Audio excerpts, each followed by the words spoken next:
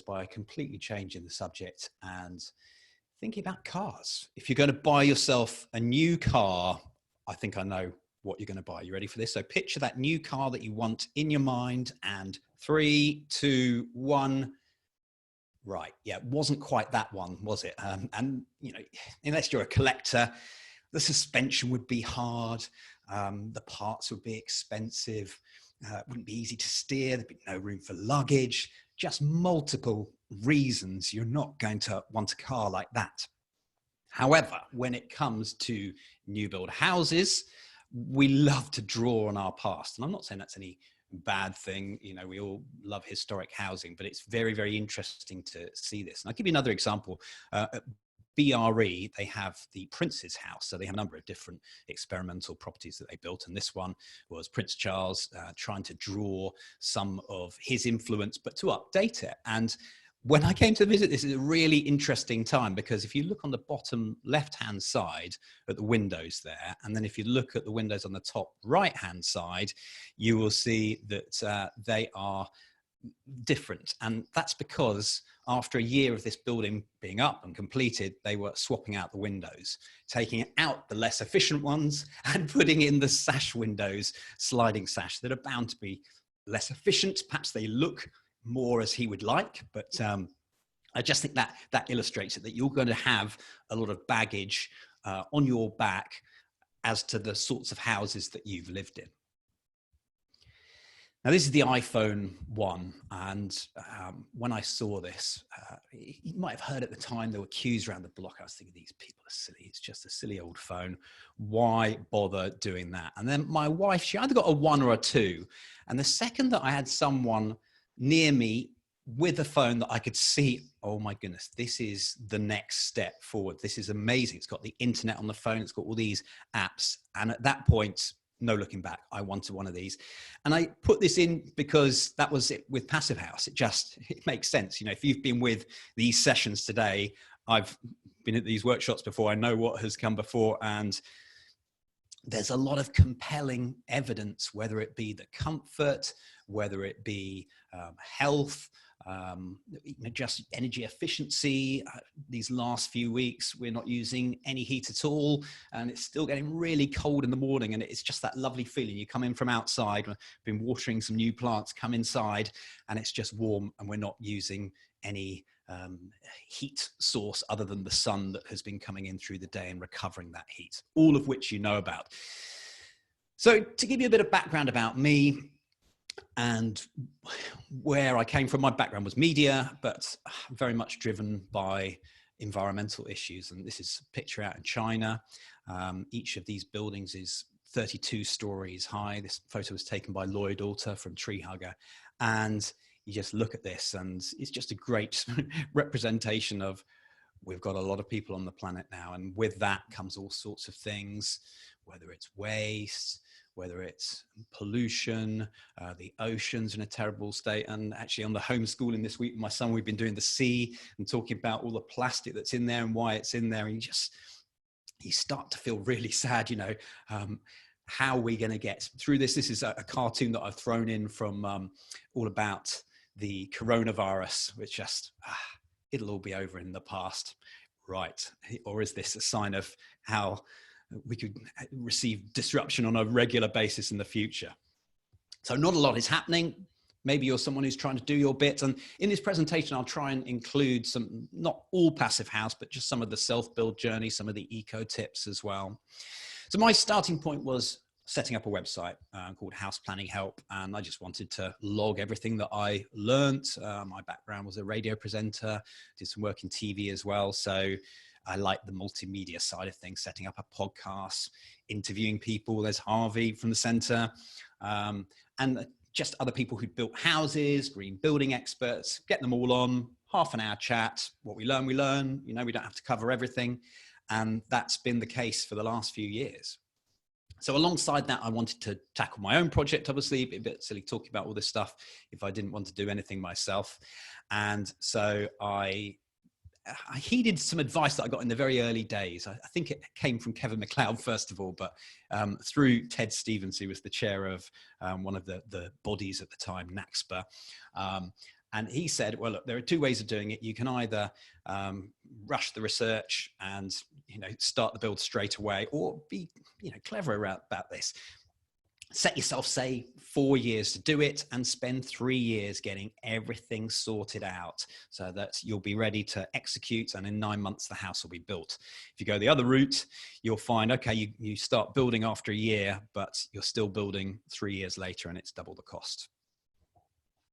So from the various different people that I interviewed, again, this is not necessarily related to Passivhaus, just some of the messages, those key things that could help you. You're not going to get it all right. Nobody ever does. Hopefully you get it pretty well right for you and your circumstances. And this is right at the top, scale. So this is Jay Schaefer. He's one of the guys that popularized the tiny house movement out in the States. And I can't see many other more ecological ways of living than like this. What it's been like during the lockdown, who knows, but just you're using less materials, you're less materialistic, you can't have the belongings that you do, there's less maintenance, all of these sorts of things. Even if it is a very inefficient home, which I'm sure it's not, it does stack up. I know sometimes they take them on journeys, don't they, these houses, but assuming you're staying put. This is another thing that I've thought is really important. If you're in a place where you can walk to all the things you need, whether that be shops or work or anything like that, or cycle, it's just such a big thing not to be using the car to go an hour each way all the time, or just constantly driving everywhere or jumping on. Public transport's obviously better, but the main thing, trying to cut the carbon emissions in the car. Materials, often forgotten about a bit, and you'll see on my project as well that I've actually opted for something that's got quite a lot of embodied carbon, but I'll tell you some of the reasons behind that. But there's no doubt about it that this is a more ecological way to go, but that will be one of the big decisions you make on your project. And life cycle. So it's something that may not actually bother you, or you may not think about that much, but someone's going to have to deal with it. Your house will not be there forever, even if it is there for hundreds of years. Is there a plan for what to do at the end? And then we've been talking about this a lot today, haven't we? The energy in use, energy efficiency, some of the benefits of improving the fabric and just keeping all that heat in, or the vast majority of it, the insulation, air tightness, MVHR. So as I mentioned, it's not all about Passivhaus this session. If you're going to want to build a house, you need to get some land. And this is often a stumbling block people never get past. So I like to describe it like this, because if you've ever been on a date or you've ever tried to find the one, you'll know it could happen straight away. It might take 10 years. And I know people who've gone out and found a plot the next day, and those are still looking after a decade or so. But I think some of that is also to do with your just what you're looking for. If you're looking for something that's perfect, you'll be looking a long time later. And, just all the things of going on data, you can turn up and then know within seconds that this isn't going to work, or maybe want to put a bid in and then you get pipped to the post by someone else. So just a couple of sites that I put bids in on, and this one came quite early on. This one was one that we found. It was a derelict bungalow that had been derelict, I think, for about 13, 14 years. There were 2-story buildings all around it as well that just made it more likely that something bigger could be built there. What's funny is at the time I thought, well, I don't want to pay full price, I'll put in less. And then it went for the asking price. So that was a lesson of, you've got to tune into the market to know the value of that land and what people in your area are paying for it. Probably another year or so until we put in a bid. And this was one that the council were putting forward, a piece of land. And we got excited because it wasn't advertised anywhere. We discovered it. It was about 1/3 of an acre. It was brilliant. And it was in the middle of a village, which you might not sense from this, onto a village green. But the problem was that other people were interested too, and it did get advertised just before they took sealed bids. Let's say the ceiling value, there's obviously an equation that you can outline how much a piece of land is worth, the land cost plus the build cost plus a certain amount of profit, maybe 20%, but you can obviously sink into the land if you choose, is less than this ceiling value of what it's worth at the end. So say this was worth 500 or 550,000 at the end. And then this was ridiculous. There were 30 bids. Most people were bidding about 230 to 270. But what did it go for? Well, I had to push them to find out, but it went for 400,000. And the reason is wealthy area, maybe someone downsizing from a huge house. They don't care. They just could see this kind of plot doesn't come up very often. So probably another 6 months or so. And this site here, similar sort of story, that someone just wanted to buy that house. They didn't want to develop it, just maybe give it a lick of paint and so forth. So we lost out on that one too. And each time the sort of money stakes were going a bit higher. We were trying different properties. So this is a tip that I often recommend. You know, sometimes they say narrow your research, your search down to one area. But if you're prepared to relocate, then obviously that can open up loads of different opportunities. It's not always going to work, but I think it's useful, particularly if you can't find what you want. So I set myself this challenge of building a house within 4 years, and it got to the 4 years, which was my 40th birthday. And I didn't even have a piece of land. I mean, that's pretty embarrassing. And I've been doing all these podcasts for the last 4 years saying I was going to build a house. So major embarrassment. But what was strange was a month or so afterwards, we stumbled upon this site here. And this is not showing the full site. It's half an acre, but it's a bit of an L shape. That's where the house would have to go. And we went away on holiday. It was too much money. And then we came back. And unlike all the other properties in our area that were just being snapped up, this one wasn't. And we liked it because there's a bit of a connection to this area as well, which you'll hear about in a moment. But yeah, so we put in a bid much lower. We had a bit of experience by then, and although we had to increase it, we were nowhere near what the asking price was. So that was very good. So I've got a little video. Hopefully you can hear this because I'm going to have to point towards the speaker, but this just explains a little bit more about the site. Yes, it's taken me 2.5 years to find a plot of land, but I'm very pleased to show you the place where I'm going to be building my new home. And also just tell you a little bit about this area. This is a half-acre plot in a central village location, and it has a view. The majority of the plot is actually on greenbelt land. However, this section falls within the village boundary, and that's where the house will go. The site also has full planning permission, albeit for a much bigger home than we would want to build. On the downside, it's cost a lot more than we wanted to spend. And on the south of the property, although beyond our boundary, there's a line of conifers. And while this is good for privacy, it's not so good for solar access in the winter. Other constraints of the site include having to build close to existing buildings, so we'll need to match the ridge height along one section of roof and make sure that the neighbouring property is not overlooked. But for me, as a family man, one of the most exciting quirks of this plot is that I'm standing on what would have been my ancestors' land. And not only that, I'd forgotten that they'd built their own house. That one on the hill just behind me. Incredible. Yeah, so that was weird. Our family have not built many houses yet. We're on a plot where we can now see it from our master bedroom. So something weird going on there for sure. Passive house, you're going to want to think about the sun and having access to the sun. You can obviously build an efficient house without access to the sun, but this is just something that is quite important. It doesn't have to be due south, but just made easier if it is. So you can see how we're not directly facing south. So this area here, we're fairly much pushed up against the greenbelt line, so we can't have it coming any further south or rotating it anymore. There's the brief. We wanted somewhere that was just a family home with a bit more space than we've been used to in the past. For the area we're building in, a fairly low budget, but we're quite close to some fast railway stations into London, and yeah, the land was pretty expensive as well. So this is another tip that I got from an American architect called Sarah Suzanka. It's about using all the space every day. It's such a good thing to have in your mind. Will that actually happen?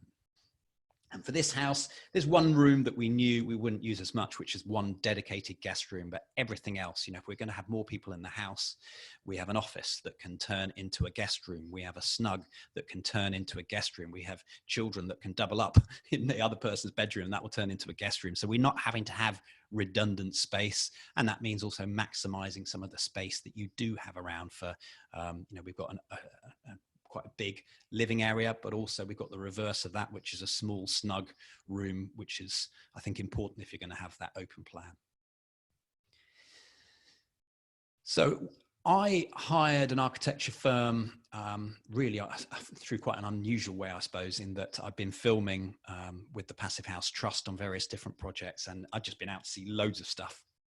And someone fairly near to me, I'd seen lots of their projects in practice on the ground and could just see the construction quality. So definitely get out there as you put your short list of architects together, see buildings that they've actually done, chat to people when they're not there. You will get the chance to do that and really assess, same for builders as well. Don't cut out that research. That's one of the most important things, perhaps just behind recommendations. So this is what we came back with. Passivhaus, as you may have learned so far, you can complicate things if you want to, but it's always better if it's simpler. And it's funny, I've almost been educated in the School of Architecture that keeping things simple is great for architecture. So I realize you may not agree, but my wife perhaps would disagree with me, but over time I've learned to just embrace this rather than, why, I know why this building has developed the way it has. So we're just going to go round it a few times because obviously it's not perfect on day one. And we'll also go inside. So they took the brief and then we have to feedback on that. So some of the feedback, for example, for this particular level, obviously a sitting room next to a snug didn't quite make sense. We want to lock the kids in one, we want it on the other side of the house or at least further away with some sound separation. I do a lot of the cooking, so I wanted it to be a dead-end destination rather than in the middle of the house, and with a corridor through it. And so you sort of feedback. We have lots of baths that you may see around here. We didn't end up with all of these, but it just started like that. There's upstairs. And the actual layout upstairs didn't change much other than losing some of these baths, as I mentioned. Bed 4 is really my office. That's where I'm sitting right now. You give your feedback and you keep on going until you're happy with what you've got. So I'll just show you downstairs for the next couple of slides, just so you can see how things are changing. The snug's moved up left, which is good because you've now got 2 doors that you can close in between. Not quite there with the kitchen. I like a more open kitchen, which was starting to happen there. We've got one more tweak and then we're pretty much there. And that's a bed 5 is our dedicated guest room, which has just been great. If you're going to have a bigger house, that is one of the joys of just having more people to stay, unless the coronavirus is here. So you change the inside, you change the outside as well, because the two sort of come hand in hand. Although I would say there's a slight preference to the inside. You're going to be spending more time inside than outside looking at it. So I'll go around again. This, obviously, the elephant in the room here, you've got to get it past planning. And you might have seen that there's quite a steep pitch on our house. Well, we couldn't have that necessarily because we're close to neighbors. And so we had to change things a little bit. So we're digging down 1/2 meter, which you really don't want to do. If you can possibly help it, any digging down is money that you don't need to be spending. And also you can see the kink at the back there. Effectively, what that's doing is it's pushing the ridge line of the roof further away and allowing more light into the neighbors. So we actually went a little bit around the houses to get to this. We complicated it first and then came back to a more simpler solution. So at the back of the house, it's 6 foot. You can still stand there, but every pace you take going left, then the height goes back to normal. So we went for a lime render finish.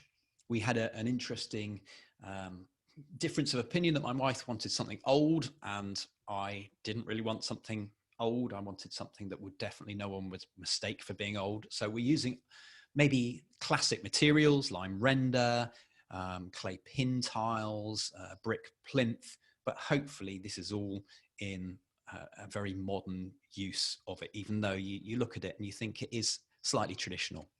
And I think one of the things that makes that is the windows. But my wife, she loves the windows from the inside, but she always has an issue with it from the outside, which I think, again, is, just, a window is for looking through. You don't want mullions and transoms and silly things like that in this day and age. There's one final look at the inside. So you can see my kitchen is now nice and open plan. And the great thing is, when you spent all this time thinking about these plans and how you want to live in the house, when you get into it, it just fits like a glove. You know exactly where you are. Everything works as you would assume it would. One interesting thing in the snug, when we built that, and we didn't have a TV in there, so it's effectively a TV room or reading room. And so we didn't use it for the first month or so at all as a room. And the second Christmas came up and our relatives could see we weren't using that and got us a TV friend there, then we were back in business, and it was exactly as we planned, you know, spending our evenings in there, putting the kids in there. And there's upstairs. Now, on the left-hand side, where at bed 4, that's my office, we actually turned that into storage. And that's one of the things that I absolutely love, having storage within a room so we can close that door. But that happened by accident, really. That was going to be a bathroom. It could still be turned into a bathroom. Let's get back to Passivhaus. So with Passivhaus, you're obviously always thinking about detailing. And you can see, you don't have to know much about house building to notice that that's a continual thermal envelope. I suppose what is interesting with a masonry approach is how much is changing there as you go round the building. So you can see XPS at the extruded polystyrene at the bottom. You've got a sort of, I think it's a minimal wool going up, some more rigid stuff on the cat slide, and then pretty typical fiber loft insulation in the roof. So it's a lot of pieces, but with masonry, one of the things, it's one of the cheapest ways of doing a project, and every builder knows, you know, they know exactly what they're doing. And although there's a bit more attention to detail, they get it. So you just need to make sure the designs are good. That was one of the things that our builder said, you know, I don't have any problems building this, but I need to know that the design's going to work because you're holding me to build you a Passivhaus. You obviously have to go through and penetrate your thermal envelope, and that's why these details are so important. When I've seen situations of people not doing so well with their Passivhouses and not, you know, just falling short, it's because this kind of detail up front has just not been there, or they've done one or two things and left a few more. Don't scrimp on your ventilation as well. If you're creating an airtight home, you want the ventilation to just be lovely and to just finish this off. So, you know, we paid for a consultant to do this and our hot water, and that was definitely money well spent. Although sometimes you can look at consultants' fees and think, oh, could I not just do that myself? I would say invest it, you know, really go for it. So what you can see is you've got two different branches. It's a branch system. You could have had the sort of octopus one, but we went with Green Building Store, and it's a rigid system. So you might have learned in one of the other sessions today about your intake. So the exhaust is the green one, extracting from all the wet rooms, the smells and so forth. And then the other one is your supply.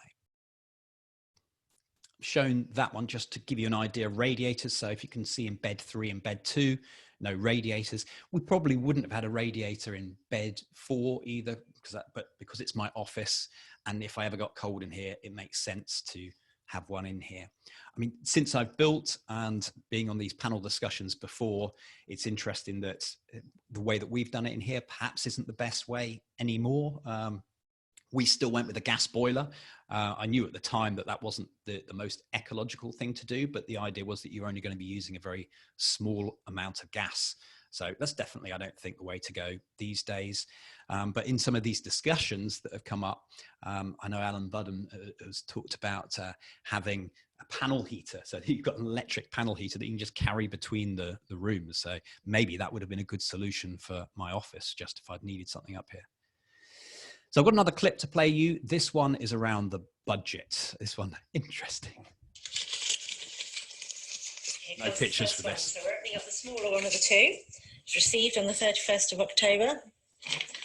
So, I hereby offer to execute the works described in the schedule of works for the sum of £612,000. Ooh. Ouch. So £612,234. So the big one. They are coming in at £885,871.23. Over double our budget. Is this Hertfordshire prices, do you think? Oh my good God. Wow. So we've opened the 2 envelopes and we move on to contractor 3. It's the email next. Are we going to get lucky? Short answer, no. And they are coming in at £744,385.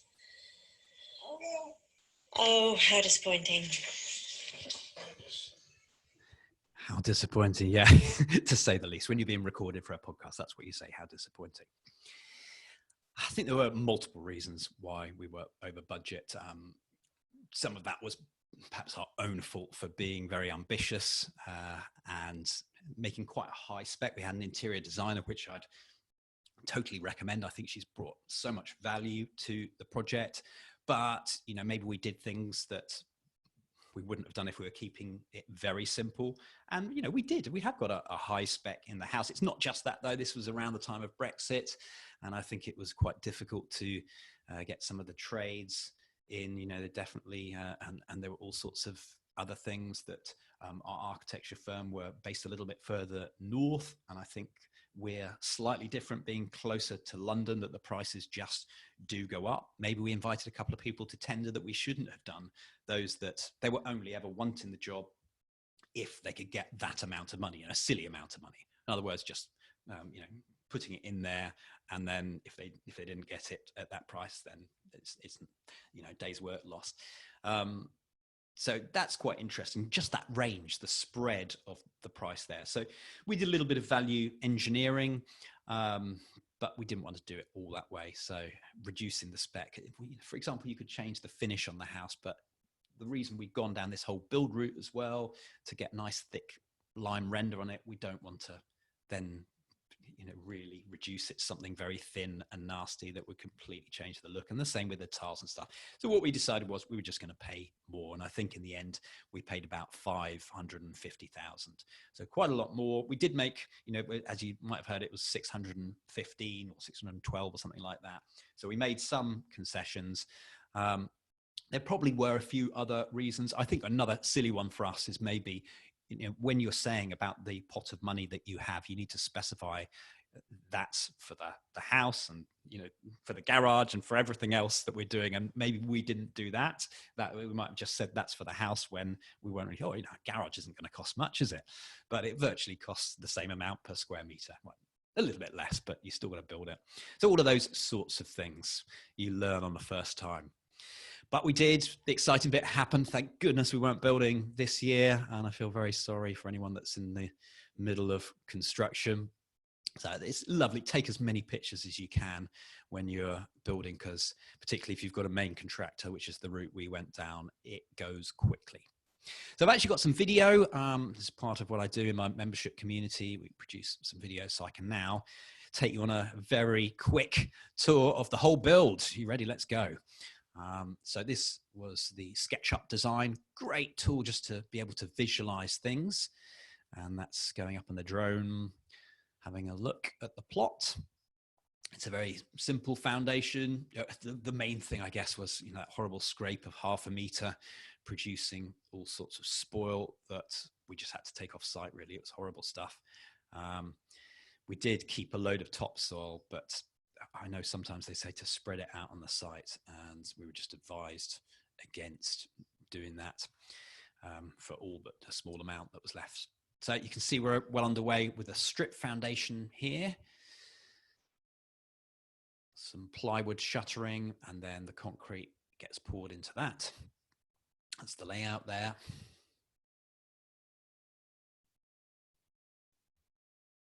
And then it goes, we're underway. Happens really quickly as well. Lorries keep coming, fill that up, and the next day you can continue work, leveling it all off, cutting the ply down, and the first blocks can go down at that point. Just this the important bit, making sure you've got it exactly in the right position. You've also got those little dwarf walls that are going to support this. precast concrete beams. Again, this is another day's work, really, getting loads of guys on site, just arranging these into the right pattern so they can take these blocks and then just block, all the services in and ready to go. You need to cut a few just to make sure they can poke through. Perimeter insulation. And you can see we're starting to get above ground now.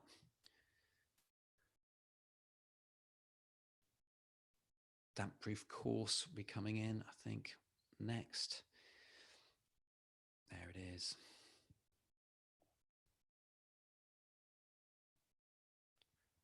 And that insulation actually that you see there, the sort of red marked on that drawing, that's going to come in a lot later.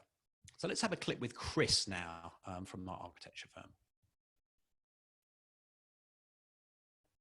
So what we're looking at here is the outer brick skin with a plinth brick on the top, because we're going to come back now to blockwork on the outside, which will receive a lime render.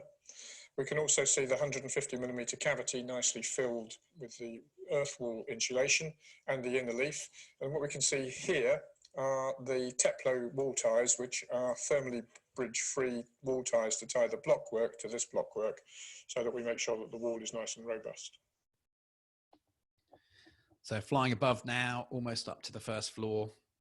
And just with everything, what you start to notice is that it's just like a big jigsaw coming together. This is one of the lintels. Normally that'd just be a solid thing, but of course it has to be thermally broken, 2 parts, one sitting on the inside, one sitting on the outside. So just little details, and always thinking, you know, that bit of steel, it's not going to go all the way to the outside, or it would conduct all the heat in and out.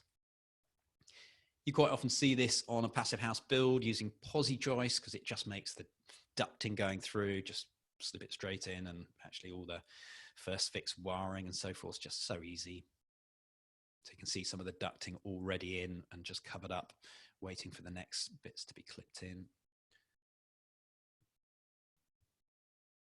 And here we are up on the next lift.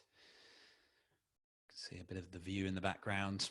Closing the cavities, again, that's thermally broken. It's got a bit of insulation on as well. So our roof was prefabricated, these trusses. Again, just means a nice, easy way to make sure that cat slide detail was correct. And it took them a day to put those up.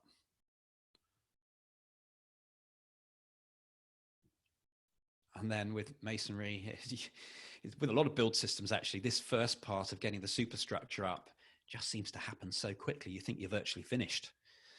Of course you're not. This was about, let's say we're about 3 months in. It may even be less than that. No, maybe it's 2 months in.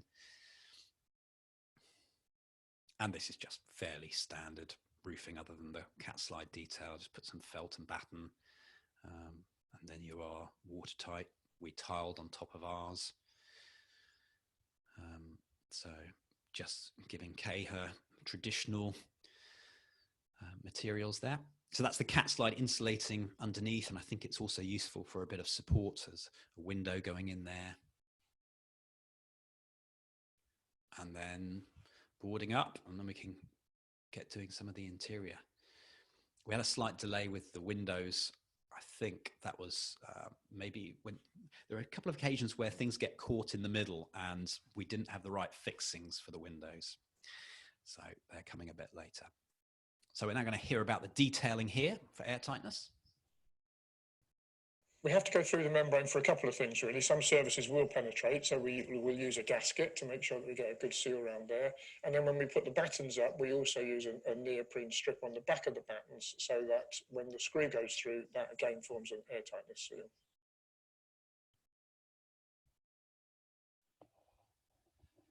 So this is fairly standard stud work once you're away from the airtightness membrane. And it's sort of just a little bit below that you can do all your wiring so that you're not actually, I don't know whether you can see, you have to have very sharp eyes just to see, but the wiring is done below that airtightness membrane. So it's only pierced a couple of times. And then we got some cabling going through. again, really a quick job. It only took them a few days to do this first fix. So that's upstairs. Downstairs now, we're out in the garage, which that's another story to tell you about why the MVHR was out there. But yeah, pretty simple, coming from outside, well, not outside, in the garage. And we're now upstairs. If we look up a little bit, you might be able to see these ducts have come in, but there's also a false ceiling, which I think that's quite a neat way of doing it. It's only going to go down this corridor. So once it gets into the bedroom, that duct just, it stops fairly much because the airflow can still continue, and the same into the kids' rooms. So pretty smart. And that's where they'll come into the room. So I mentioned about bespoke fittings of the windows, and that is them there. We had to get some stainless steel bits just approved by the engineers. And there is a window going in. So slightly out of sequence for this bit. Fortunately, we were building in a very dry summer, lovely warm one. That really helped us. And you can see again, airtightness detailing, taping everything up. That's going to have a plaster on it fairly soon afterwards. But yeah, it should be airtight just from that tape and that seal there. And then I mentioned this a few minutes ago about how you can see underneath now, they're just cutting and boarding it out and then putting that screed on top. So there is an airtightness membrane. It's not necessarily the screed, although that is going to be pretty airtight.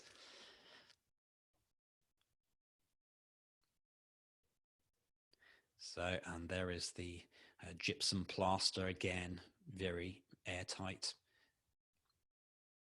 and outside with the lime render. So that's mainly all the passive house stuff in masonry. You know, you've obviously got putting in kitchens and so forth, which will happen on any build. There's a lovely sunrise on the first day. We don't get sunsets, but we do get beautiful sunrises. There's me in a messy kitchen.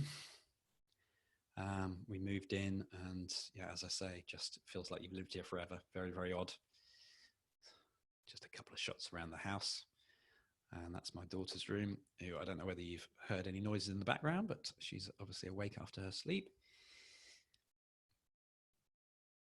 So I thought I'd just finish up with a few bits of advice that seem to come up a lot. And firstly, this is just an overview of masonry that this is my friend Mike Coe, who's building at the moment up on the Isle of Skye. And what he's doing there is all the contractors have gone home, and being the sort of person he is, he's actually taking out the insulation, getting rid of some of the snots and so forth, mortar snots on there, and putting it back so that it is exactly in position. That to me sums up what this is all about. You need to know that your contractors are doing a perfect job for it all to work. And this is Jay's pH15 system, which I think is excellent. There are easier ways of doing this, more ecological ways. The embodied carbon on this so much less, you know. So although I've built with masonry, some of it was actually just to learn what is it like to build with masonry, and I do find it difficult to understand why we're still building this way for everything. There are advantages, certainly has some acoustic advantages, and also, as I mentioned, certainly every builder knows how to build this. They won't be scared of a masonry build. Really important. I've only seen a couple of passive house projects go wrong, and they're generally when no one on the project has any experience and they're just about being caught by the certification process, but just get buy-in as well. Very, very important, because if your contractor is looking to claw back money and they down the spec of your project or anything like this, or they cover up an airtightness issue, you know, you want them to be aiming for the goal. And I think our guys, other than being slightly nervous that they didn't know about whether the designs would get them to passive house, they got really into it. And I've seen that a couple of times on that picture, actually, of the pH15 system. Wayne, the carpenter there, produced an outstanding result because he kept on saying, I'm going to get the best airtightness result ever. And we all laughed at him. And then he got probably one of the top 5 in the UK. You'll see this quite a bit as well. I don't know why, but people love to pick apart Passivhaus and say, oh, well, I like all of this, but, you know, I just want double glazed windows. I don't want triple glazed windows. And that's where you'll just go 90% of the way, but you'll probably get half the benefits. So don't dilute it in any way. Don't pull it apart. It needs all of the bits. That's why I love it so much, because it's very hard to get wrong if you follow the instructions. Very easy to get wrong if you go off on your own and decide you're going to reinvent it. Not everyone needs to do this, but you're going to find it hard to make that a Passivhaus. That's Mr. Clever's house, believe it or not. And design out the overheating. Doesn't have to overheat. That's one of the great advantage. Maybe if you've got any big glazed areas, come up with sort of practical ways of how you can just shade a few windows in those really hot days. We've only ever got, I think it's to 27 or 28. And that was for a very, very short amount of time, maybe an hour on the very hottest day of the year, maybe 36 or something outside. So it was still a lot cooler. You could definitely feel that coming in. But what was interesting is it's the evenings. You try to cool the house down in the evenings, and when it's 22, that's quite difficult to cool it down. Hi, Ben, it's Harvey here. Sorry to interrupt. I hate to do it, but I've got to give you a 2-minute Well, warning. that's all right. I'm virtually there. Look, that's me. I'm just going to say, don't be dissuaded by people that haven't done it before. And that's me. Yeah. So I'm there, Harvey. Brilliant. I didn't want to interrupt you, Ben, because that was brilliant. I could sense that everyone was really enjoying it, and you were kind of answering questions as you were going. We've got time just for a couple of really quick questions, if that's okay, Ben. Just one quick one. Someone's asking, Julie's asking, which window manufacturer did you use for your windows? So my windows are cat spec. And what we could do here, do you want me just to flip over and I can show you a cat spec window if I just have a little wander around the house, because I've got this other one going. Ben, I think we might have to curtail that tool. Yeah. Sorry, it's just that right. I haven't looked at the time. Yeah, we've got to allow time for people to join the question time. So I think we're going to have to save that for next time. So let's have a look. I'm just going to see if there's a couple of things. So what kind of boiler did you use, Ben? Vaughn's asking, was it a low modulating gas boiler or just a regular on-off control boiler? Yeah, it's a regular boiler. I'm trying to think. It's a Valent, I think, Ecotech, one of those ones. Nothing impressive or anything like that, just an efficient modern boiler.